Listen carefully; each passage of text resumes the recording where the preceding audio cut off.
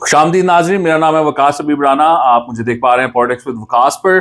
नाजरीन, जो इस टाइम की बड़ी खबर है वो ये है कि पाकिस्तान और ईरान की एक मीटिंग हुई है। पाकिस्तान की तरफ से हमारे प्राइम मिनिस्टर, हमारे फील्ड मार्शल आसिम मुनीर, हमारे वजीर खारजा इसहाक डार साहब और हमारे वजीर दाखिला मोहसिन नकवी साहब, DG ISI वहाँ पर मौजूद थे। और उनकी तरफ से उनके जो फॉरेन मिनिस्टर हैं राक्षी साहब, वो आए हुए थे।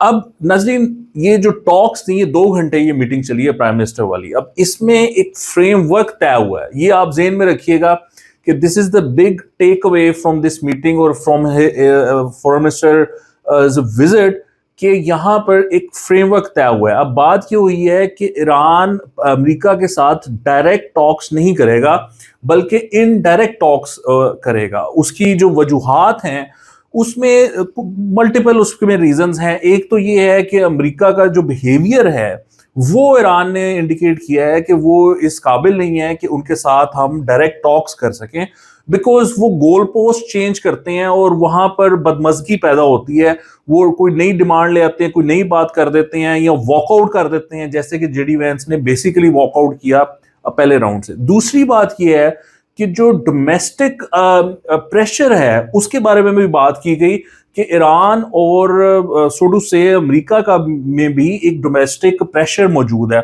सो ईरान ने अपना मामला सामने रखा। उन्होंने कहा कि देखिए, हमारे यहाँ काफी ज्यादा डोमेस्टिक प्रेशर है। उसमें पहली तो उसकी लेयर ये है कि आप क्यों डायरेक्ट बात कर रहे हैं हमारे कातिलों के साथ, ठीक है, अमेरिका के साथ आप क्यों बात कर रहे हैं।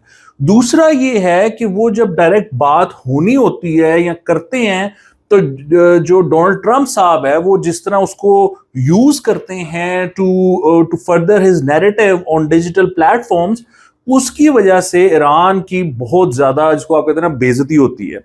सो उन्होंने ये कहा है कि हमें इसमें रूम भी मिल जाएगा कि हम कोई बात होती है इनडायरेक्ट तो उसको प्रोसेस करने का भी हमें टाइम मिल जाएगा। यानी अगर कोई सजेशन हमारी तरफ से गया है और वो उसको देख रहे हैं तो उनको टाइम मिल जाएगा उसको रन करने का, उसको प्रोसेस करने का, सबसे मुशावरत करने का।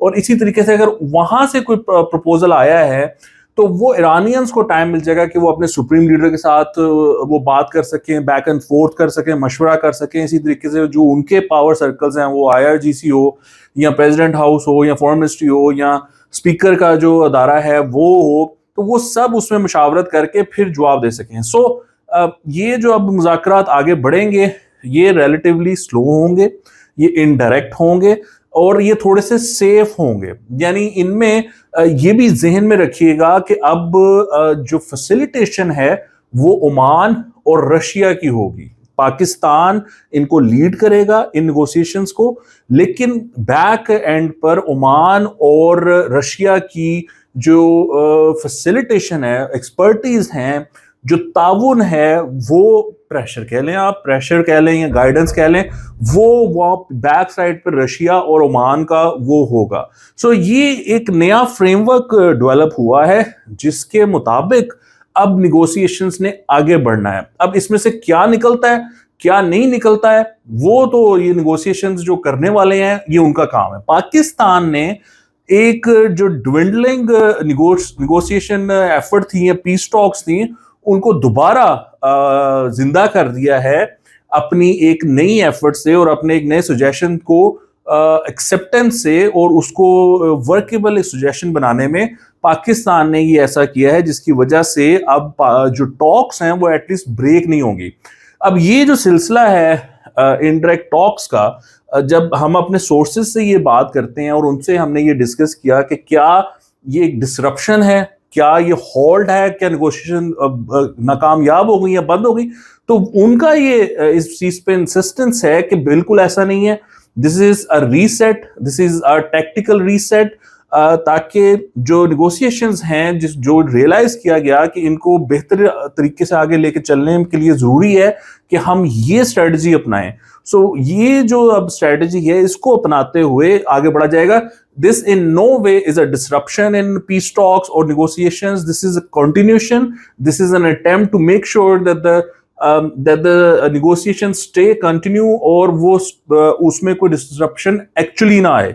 So ये जो technical जो teams हैं जो negotiations को आगे लेकर चलती हैं, यानी कि जो फ्रंट एंड है, वो जेडी वैंस हो या स्पीकर गलीबाफ हो, उनका बैठना एक बात है, लेकिन इन नेगोशिएशंस में और बहुत कुछ होता है ना, और बहुत मीटिंग्स होती हैं निचले लेवल पे, जिस तरह के लेट्स से फॉरेन मिनिस्टर है, उनकी टीम है, दूसरी तरफ से जेरेड कुशनर या स्टीव विटकॉफ हैं, तो ये अपनी बातचीत को जारी रखेंगे। यानी जब नहीं भी हम देखेंगे इनको, वो जब पाकिस्तान के साथ कम्युनिकेट कर रहे होंगे, तो जो टॉक्स हैं वो चलती रहेंगी। पाकिस्तान अमेरिकन को कम्युनिकेट करेगा, अमेरिकन वापस उनको कम्युनिकेट करेंगे, और फिर ईरानियंस को कम्युनिकेट किया जाएगा, फिर उनका रिस्पॉन्स देखा जाएगा, और इस तरह ये चीजें इनको एक यूनिफॉर्मिटी पर लाया जाएगा, एक अग्रीमेंट की तरफ लाया जाएगा।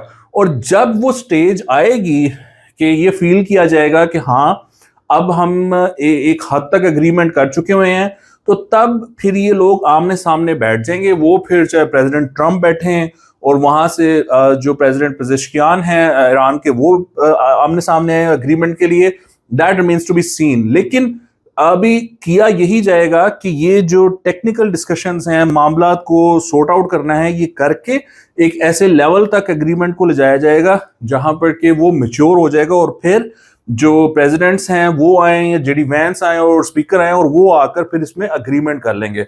So this is the new beginning of negotiations. उसकी जो नई शक्ल है वो ये है। अब आप इसमें हम देखेंगे कि जो पिछला राउंड इतना कामयाब नहीं हो सका, इसमें कितना कामयाब होता है। इसमें यह भी आप जहन में रखिएगा कि जो अमेरिकन ब्लॉकेड है स्ट्रेट ऑफ होर्मुज का, that's a huge sticking point, क्योंकि अमेरिकन ने जो ईरानियंस की एक डिटरेंस थी स्ट्रेट ऑफ होर्मुज को क्लोज करके, उसको सॉर्ट ऑफ न्यूट्रलाइज कर दिया है या निगेट कर दिया है। बिकॉज अगर ईरान स्ट्रेट ऑफ होर्मुज को बंद करके ऑयल प्राइसेस को सर्च कर सकता है और मार्केट्स को डाउन कर सकता है, तो फिर अमेरिका स्ट्रेट ऑफ होर्मुज को उसके लिए बंद करके, उसकी जो शिपिंग है, उसकी जो एक्सपोर्ट्स हैं, उसके लिए बंद करके ईरान को भी इकोनॉमिक बहुत बड़ा डेंट डाल सकता है। सो वो जो एक डिटरेंस एक सामने आई थी ईरान की, वो किसी हद तक न्यूट्रलाइज होती नजर आ रही है। अब ये एक ऐसा पॉइंट है जिसमें कि अग्रीमेंट होना पड़ेगा, जिसमें दोनों साइड्स को ये डिसाइड करना पड़ेगा कि ये जो ब्लॉकेड है अमेरिकन स्ट्रेट ऑफ होर्मुज का, ये कब खुलेगा।